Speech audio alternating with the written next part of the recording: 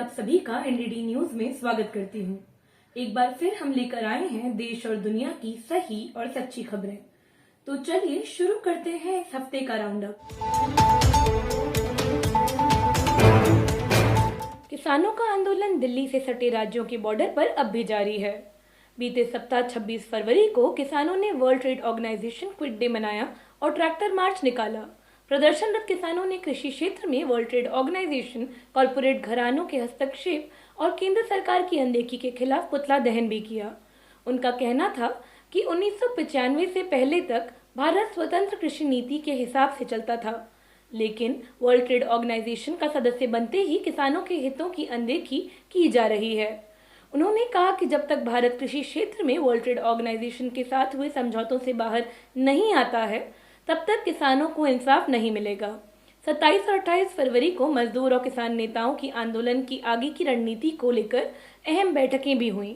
हालांकि किसान 14 मार्च को दिल्ली में महापंचायत करने की घोषणा पहले ही कर चुके थे। इस समय भारत ही नहीं बल्कि यूरोप के कई देशों में यूरोपीय संघ की आर्थिक और कृषि नीतियों के खिलाफ किसानों के विरोध प्रदर्शन जारी हैं। सरकारों की लगातार अनदेखी और बढ़ती उदासीनता के चलते किसानों ने प्रदर्शन भी उग्र कर दिए हैं। बीते दिनों में प्रदर्शनकारी किसानों ने फ्रांसीसी इमारतों पर खाद का छिड़काव किया, यूरोपीय संसद पर अंडे फेंके तथा ट्रैक्टरों और ट्रकों के साथ सड़कों को बंद करते हुए अपना विरोध जताया। सरकारों के खिलाफ किसानों की नाराजगी की बढ़ती लहर जर्मनी, फ्रांस, इटली, स्पेन समेत ग्रीस और कई अन्य यूरोपीय देशों में फैल गई है, जहां सरकारों की कॉरपोरेट परस्त किसान विरोधी नीतियों के खिलाफ किसानों समेत आम लोगों में आक्रोश लगातार देखने को मिल रहा है। बीते मंगलवार को राज्यसभा सीटों के लिए मतदान कराए गए, जहां कई राज्यों से क्रॉस वोटिंग की खबरें सामने आई हैं। यूपी में सपा के 7 विधायकों द्वारा बीजेपी प्रत्याशी को वोट देने की खबर सामने आई है, तो वहीं दूसरी ओर हिमाचल प्रदेश में कांग्रेस के 6 विधायकों द्वारा क्रॉस वोटिंग कर बीजेपी के उम्मीदवार को जिताने की खबर है। विधायकों की पाला बदलने और खरीद फरोख्त की खबरों के बीच एक खबर ये भी सामने आई है, जो association for democratic reforms (ADR) और नेशनल इलेक्शन वॉच ने जारी करी है। उन्होंने राजनीति के अपराधीकरण के बेहद चौंकाने वाले आंकड़े जारी किए हैं। एडीआर ने 15 राज्यों की 56 सीटों के लिए मैदान में उतरे 59 उम्मीदवारों में से 58 के शपथ पत्रों का विश्लेषण किया और रिपोर्ट के अनुसार 36% उम्मीदवारों ने अपने खिलाफ आपराधिक मामले घोषित किए हैं। इनमें से 17% व्यक्तियों पर बलात्कार, यौन शोषण, हत्या जैसे गंभीर आपराधिक मामले दर्ज हैं। इसके साथ ही एडीआर की रिपोर्ट बताती है कि इन उम्मीदवारों की औसत संपत्ति 127.81 करोड़ रुपए है। विधायकों के आपराधिक रिकॉर्ड और क्रॉस वोटिंग की खबरों को राजनीतिज्ञों ने जनता के प्रति जवाबदेही की कमी के तौर पर इंगित किया है। बीते सप्ताह एनसीआरबी ने कस्टोडियल रेप के संबंध में बेहद चिंताजनक आंकड़े जारी किए हैं। आंकड़ों के अनुसार 2017 से 2022 के दौरान हिरासत में रेप के कुल 270 से अधिक मामले रजिस्टर किए गए हैं। इन मामलों में सबसे अधिक 92 मामले यूपी में दर्ज किए गए हैं। महिला अधिकार कार्यकर्ताओं ने हिरासत में रेप के मामलों पर कानून व्यवस्था में संवेदनशीलता और जवाबदेही की कमी को जिम्मेदार ठहराया है। उन्होंने कहा कि ऐसे बहुत से उदाहरण सामने आए हैं जहां महिलाओं को उनके संरक्षण और उनकी कमजोर स्थिति जैसे तस्करी, देह व्यापार या घरेलू हिंसा के कारण हिरासत में लिया गया और उनके साथ यौन हिंसा की घटना सामने आती रही है। महिला संगठनों ने इस संबंध में कहा कि प्रशासनिक संरक्षण की आड़ में शक्ति के दुरुपयोग के बढ़ते मामले सरकार और प्रशासन के महिला सुरक्षा के दावों की पोल खोलते नजर आते हैं।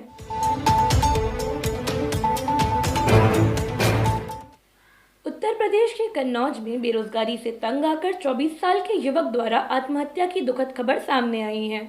सुसाइड नोट में उसने लिखा कि जो डिग्री एक नौकरी तक न दिला सकी, उसका क्या फायदा, इसीलिए उसने अपनी बीएससी की डिग्री जला दी। यह घटना भारत में जहां बेरोजगारी की चरम अवस्था को सामने लाती है, वहीं स्किल इंडिया के दावों को भी खोखला साबित करती है। भारत में बढ़ती बेरोजगारी और नौकरी उपलब्ध कराने में सरकार की विफलता ने भारतीय युवाओं को संकट में डाल दिया है। हताशा में वे तमाम तरह के जोखिम उठाने को मजबूर हो रहे हैं। हाल ही में इजरायली कंपनियों ने इजराइल के युद्धग्रस्त इलाकों में काम करने के लिए बड़ी तादाद में भारतीयों को भर्ती किया है।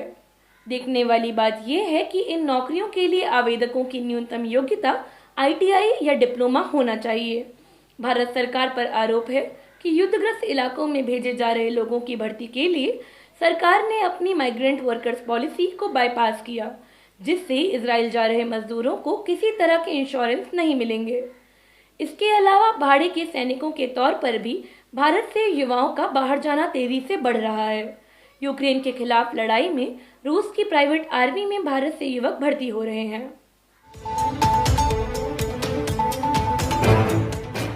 उत्तर प्रदेश में पुलिस, शिक्षक और लेखपाल जैसे पद पर भर्तियां करने और हालिया पेपर लीक के खिलाफ अभ्यर्थी युवाओं ने राजधानी लखनऊ में योगी सरकार के खिलाफ कई प्रदर्शन किए। ज्ञात हो कि बीते 17 व 18 फरवरी को आयोजित पुलिस कांस्टेबल भर्ती परीक्षा के 60,244 पदों के लिए 48 लाख आवेदन आए थे। पुलिस कांस्टेबल भर्ती परीक्षा के पेपर लीक होने की बात सामने आते ही व्यापक प्रदर्शन शुरू हो गए थे और परीक्षा को रद्द कर दोबारा परीक्षा करने, दोषियों पर सख्त कार्रवाई करने की मांग उठाई गई थी। जहां सरकार की ओर से शुरू में पेपर लीक होने के आरोपों को सिरे से खारिज कर दिया गया, लेकिन अभ्यर्थियों के प्रदर्शन के आगे सरकार को घुटने टेकने ही पड़े और प्रदर्शनकारियों की सभी मांगें मानी गईं। लेखपाल परीक्षा अभ्यर्थियों ने भी नियुक्ति पत्र न देने पर राजस्व मुख्यालय का घेराव किया था। उन्होंने आरोप लगाया कि सरकार ने 23 फरवरी को कहा था कि प्रधानमंत्री के नौकरियों के लेकर होने वाले मेगा शो में नियुक्ति पत्र दिया जाएगा, लेकिन सरकार अब मुकर गई है।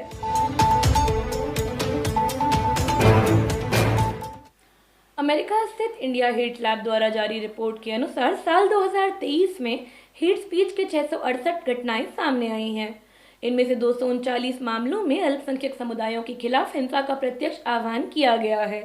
रिपोर्ट के अनुसार हेट स्पीच के 75% मामले भाजपा शासित राज्यों के हैं और गैर भाजपा शासित राज्यों में पैठ बनाने के मकसद से दिए गए हेट स्पीच के मामलों में भाजपा नेता शामिल होने का दर 27.6% है। हेट स्पीच के 126 कार्यक्रम विश्व हिंदू परिषद और बजरंग दल द्वारा आयोजित किए गए थे। इनमें गौरक्षा दल की नियमित रूप से भड़काऊ भाषण देने की प्रवृत्ति को भी चिन्हित किया गया है। रिपोर्ट कहती है कि संघ परिवार से जुड़े संगठनों ने 307 मामलों में भड़काऊ भाषण दिए।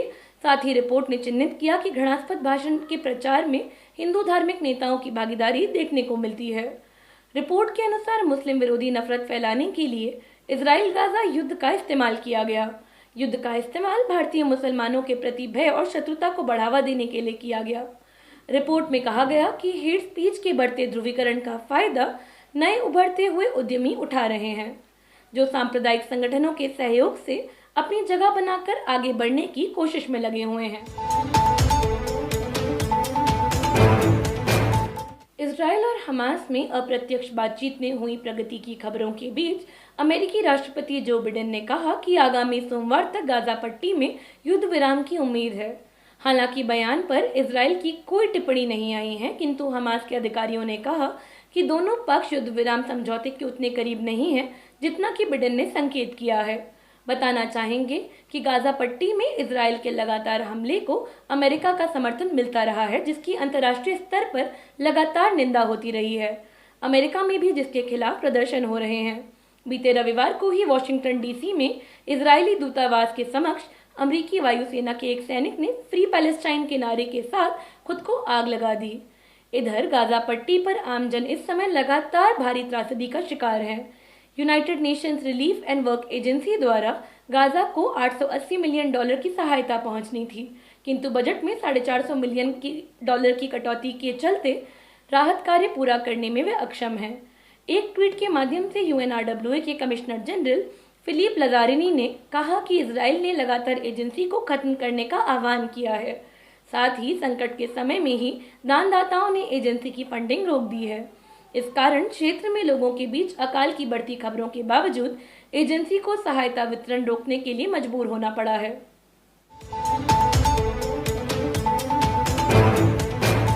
अफ्रीका के उत्तर पूर्व का देश सूडान इस समय भयंकर मानवीय संकट से गुजर रहा है।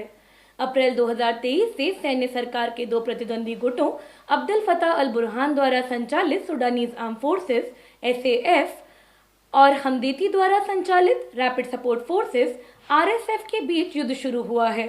देश में जारी गृह युद्ध के परिणाम स्वरूप हजारों नागरिक मारे गए हैं और लाखों लोग विस्थापित हुए हैं। गृह युद्ध में दोनों पक्षों ने भारी प्रभाव वाले विस्फोटक हथियारों का घनी आबादी वाले क्षेत्रों में उपयोग किया है, जिससे भारी जनमाल का नुकसान हो रहा है। क्षेत्र में संपत्ति की लूट, विरोधी पक्षों द्वारा बच्चों को बंदी बनाया जाना और व्यापक यौन हिंसा की घटनाएं लगातार सामने आ रही हैं। गृह युद्ध के कारण सूडान में इस समय 7 लाख से अधिक बच्चों को जानलेवा भूख का सामना करना पड़ रहा है। बताया जा रहा है कि सूडान की लगभग आधी आबादी यानी 2.5 करोड़ लोगों को तत्काल मानवीय सहायता की आवश्यकता है।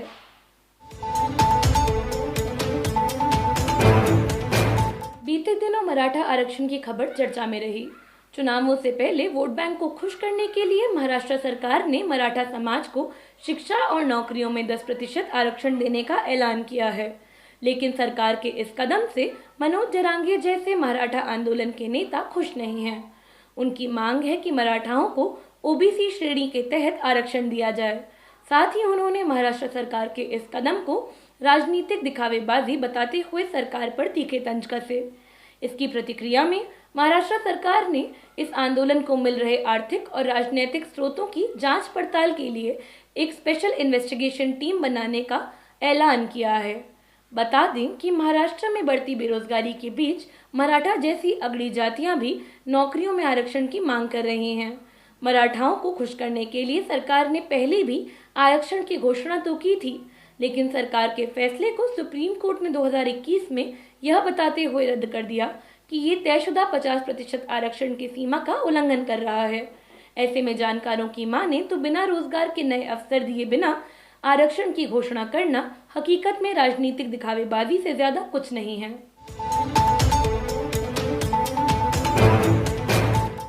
उत्तर प्रदेश के कौशाम्बी जिले में बीते रविवार को एक पटाखा फैक्ट्री में भयंकर विस्फोट हो गया। इस हादसे में कुल 8 मजदूरों की मौत हो गई और कई लोग झुलस गए। फिलहाल झुलसे मजदूरों का SRN अस्पताल में इलाज चल रहा है। वहीं दूसरी ओर बीते मंगलवार को छत्तीसगढ़ के दंतेवाड़ा जिले में एक खदान में चट्टान का एक हिस्सा धंस गया। इस हादसे में 4 मजदूरों की मौत हो गई और कई घायल हो गए। बता दें कि NDMC की आयरन ओर प्लांट के SP3 की खदान में खुदाई का काम चल रहा था। इसी दौरान चट्टान धंस गई और यह हादसा हो गया। जानकारों के अनुसार इस तरह के हादसों के लिए सत्तारूढ़ सरकारों की गलत नीतियां और मजदूरों के प्रति उनका असंवेदनशील रवैया जिम्मेदार है।